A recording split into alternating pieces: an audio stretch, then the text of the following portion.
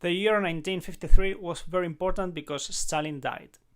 He was replaced as first secretary of the Communist Party of the Soviet Union by Nikita Khrushchev. Khrushchev started a policy to reform some of Stalin's measures. This policy was called the process of de-Stalinization. On the West, Harry Truman was replaced as President of the United States by Dwight David Eisenhower, former Army Chief of Staff during World War II. However, these new presidents did not prevent the continuation of conflicts around the world. Europe was completely destroyed after the Second World War, and that meant horrible living conditions for Europeans. Shortage of food and fuel, destructions of buildings and infrastructures.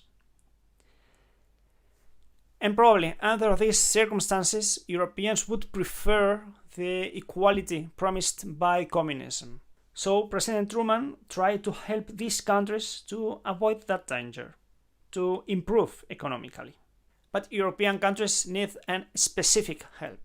So this help was an economic one. It was created the European Recovery Program in 1948.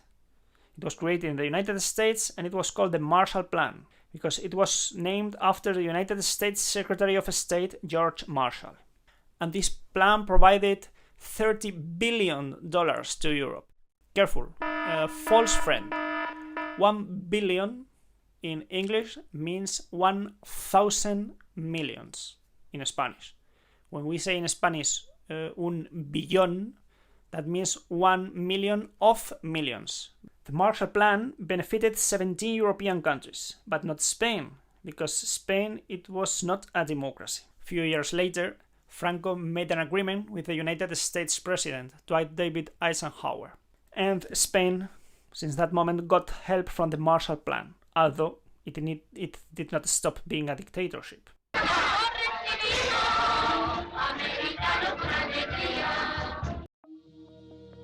The EU, or European Union, is currently an economic political union of 28 member states. Initially, it came about as a way to bring together a collection of nations that had, on and off for centuries, been at war. Germany and France entered a series of negotiations following the Second World War to ensure that the two countries would never again be at odds. In 1952, a European coal and steel community agreement was signed between Germany and France and also included Belgium, Italy, Luxembourg and the Netherlands. In 1957, this was turned into the EEC, or European Economic Community, through the Treaty of Rome. This founding group brought about the common market. The first wave of EU expansion was in 1973, when Britain, Ireland and Denmark signed up. There is a place where conflicts did not stop since the beginning till nowadays. This place is in Middle East. And everything started with the creation of the State of Israel in 1948. The new State of Israel was created in the Palestine territory under the British administration, with Jewish refugees from Europe. Since the creation of the state, Israel had conflicts with surrounding Arab states. In 1973, an Arab military coalition led by Egypt and Syria launched a surprise attack and invaded Israel.